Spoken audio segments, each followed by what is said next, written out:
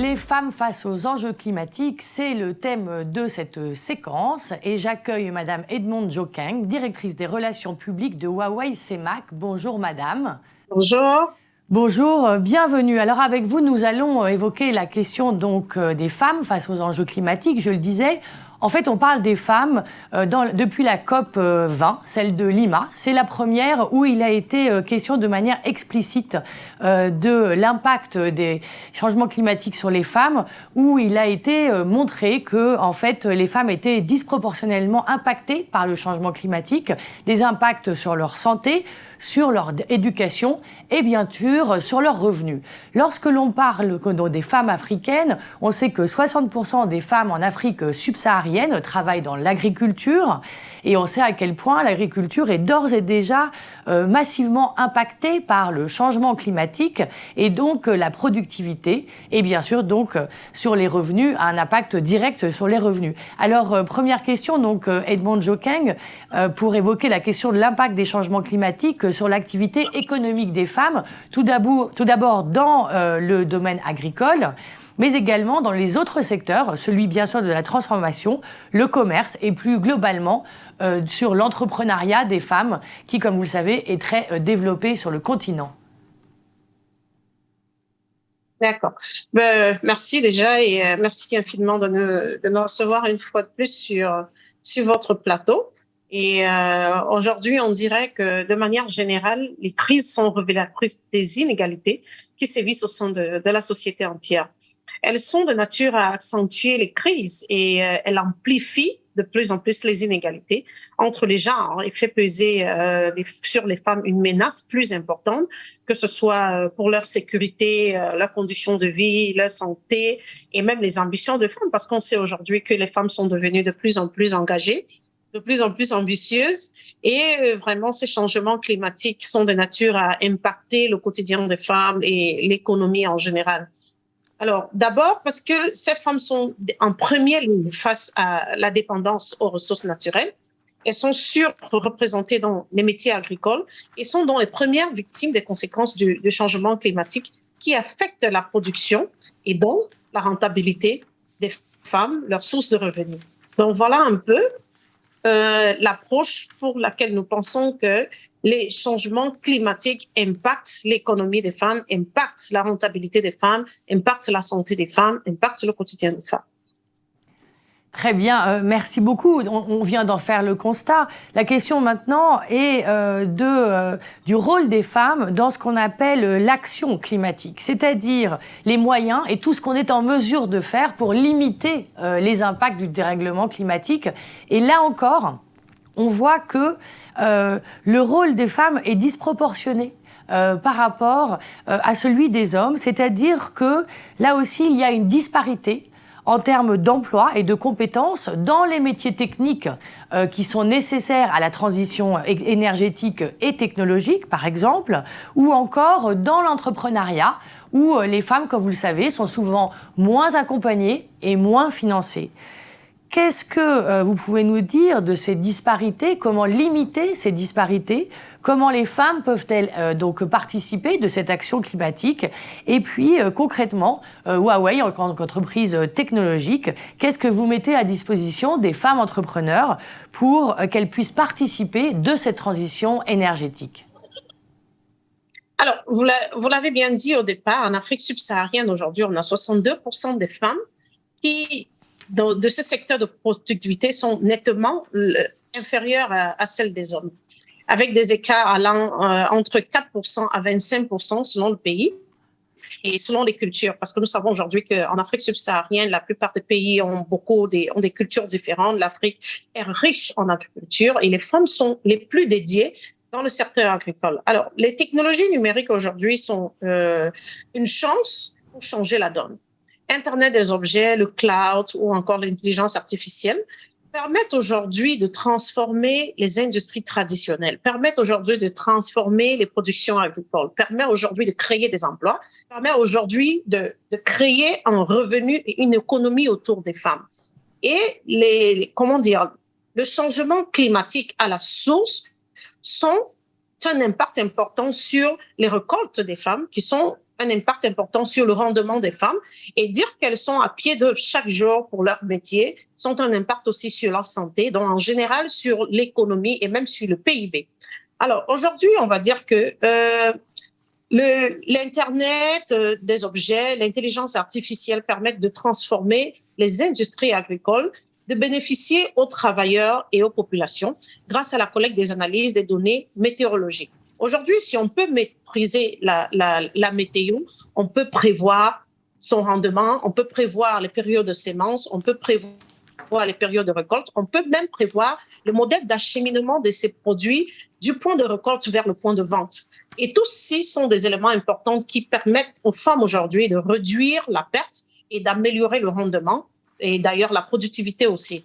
On donnera un exemple où il est aujourd'hui possible d'améliorer la qualité de rentabilité des cultures en réduisant le coût, les risques en augmentant le bénéfice à la vente, voilà, ce qui est tout à fait normal. Personne aujourd'hui ne voudrait pouvoir apporter une production qu'elle ne peut pas écouler ou alors qui va être périssable avant qu'elle ne puisse l'écouler. C'est un manque à gagner dans l'économie, dans le quotidien de ces femmes qui se battent chaque jour.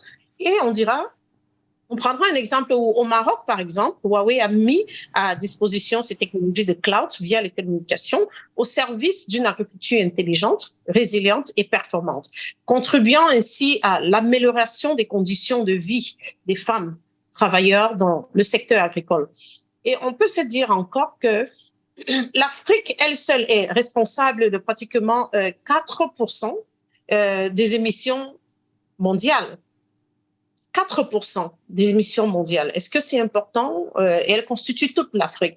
Et on remarque aujourd'hui que l'Afrique est un acteur principal dans la lutte contre le réchauffement climatique et de par ses ressources naturelles, le continent a un potentiel en matière de productivité, de production d'énergie renouvelable. On va remarquer aussi d'ailleurs qu'aujourd'hui, Huawei fait partie de l'une des entreprises qui s'est dédiée aux énergies vertes. Nous avons plusieurs réalisations dans le domaine de types d'énergie solaire où on permet aux populations en zone rurale de pouvoir avoir accès à l'électricité à coût vraiment très modéré, mais aussi de pouvoir vaguer à leurs activités quotidiennes. Ceci va venir briser l'exode rural et pouvoir créer une économie rurale, autant pour moi, qui permette à ces femmes d'être beaucoup plus rentables économiquement, que ce soit dans le domaine de l'agriculture, qui leur permettent d'envoyer les enfants à l'école, qui permettent d'avoir une santé plus prospère, parce qu'on va voir des cliniques qui peuvent s'installer en zone rurale, on va voir des petites économies qui peuvent s'installer en zone rurale, et on va voir une énergie disponible qui se renouvelle à partir d'une source naturelle, en protégeant l'environnement, en protégeant la nature, en protégeant la santé des populations. Et on n'assiste pas à des productions de gaz à effet de serre, on n'assiste pas à des coûts d'investissement super élevés, et on assiste par contre ici à une amélioration de la qualité de vie de la population en zone rurale, et même aussi à des activités économiques qui permettent désormais au quotidien, à la jeunesse de ces zones-là, de pouvoir créer des activités économiques qui viennent améliorer les conditions de vie au quotidien. Alors, en parallèle, nous observons un écosystème d'entrepreneurs qui croît et se mobilise continuellement pour relever les défis majeurs de nos sociétés, tels que le réchauffement climatique. L'Afrique détient le record au monde de l'entrepreneuriat féminin, avec à peu près 27% de femmes entrepreneurs, ce qui est très, très important. Il faut remarquer donc qu'en Afrique, les femmes sont très dynamiques, elles sont très mobilisées, que ce soit dans le secteur agricole, qui est le sujet aujourd'hui, ou dans d'autres secteurs. Donc, il est impératif de pouvoir porter l'attention sur le rendement de ces femmes, sur les conditions de travail de ces femmes, sur l'accompagnement de ces femmes et sur le financement des projets porteurs autour des femmes, et surtout dans le secteur agricole. Les femmes démontrent aussi une résilience face aux préjugés sociaux. Elles continuent de s'affirmer dans un environnement, dans une société, surtout africaine, où on pense que la femme est faible, la femme ne peut pas avoir accès à un certain nombre de rôles au pouvoir. La femme est fragile, la femme, elle va faire les enfants, la femme, sa place, c'est, je voudrais dire, entre guillemets, c'est auprès de la famille, et les femmes continuent de s'affirmer, elles continuent de créer des entreprises, que ce soit des start-up, où on assiste aujourd'hui à non seulement une agriculture beaucoup plus prononcée autour de femmes, mais à une transformation de ces produits agricoles qui continuent de se moderniser. Et on a des produits faits locaux qu'on trouve dans des espaces, des étagères supermarchés. Et ce sont des éléments qui portent vers une économie et la contribution de la femme dans l'économie locale.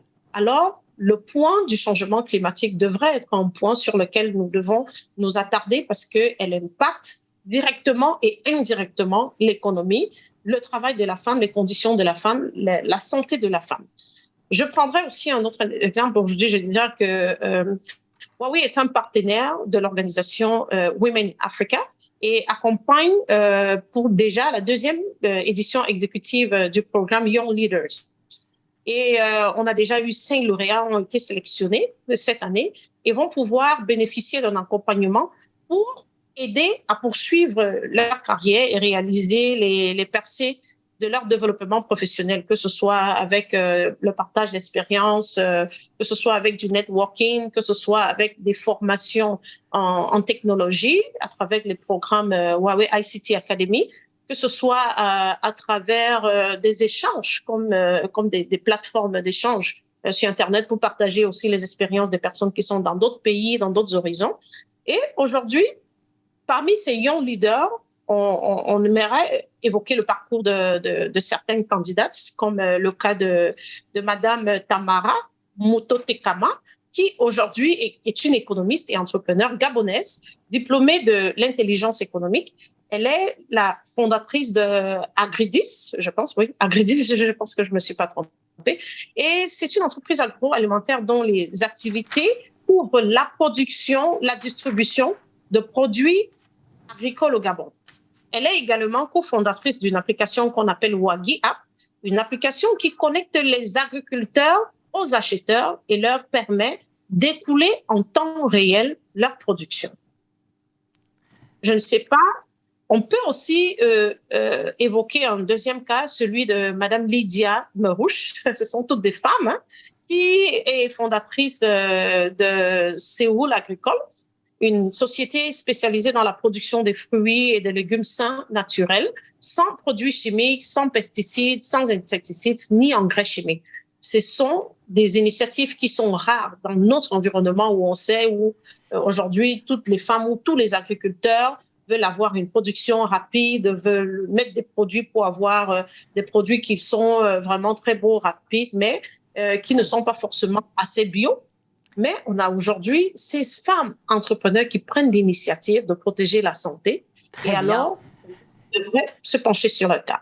Très bien, je vous remercie beaucoup Edmond Diokeng. Je rappelle que vous êtes directrice des relations publiques de Huawei CEMAC. Merci d'avoir partagé ces exemples de rôle modèle, car c'est très important. Vous avez également souligné l'importance de l'accès à l'énergie. La question, bien sûr, énergétique a été longuement débattue dans le cadre de la COP27.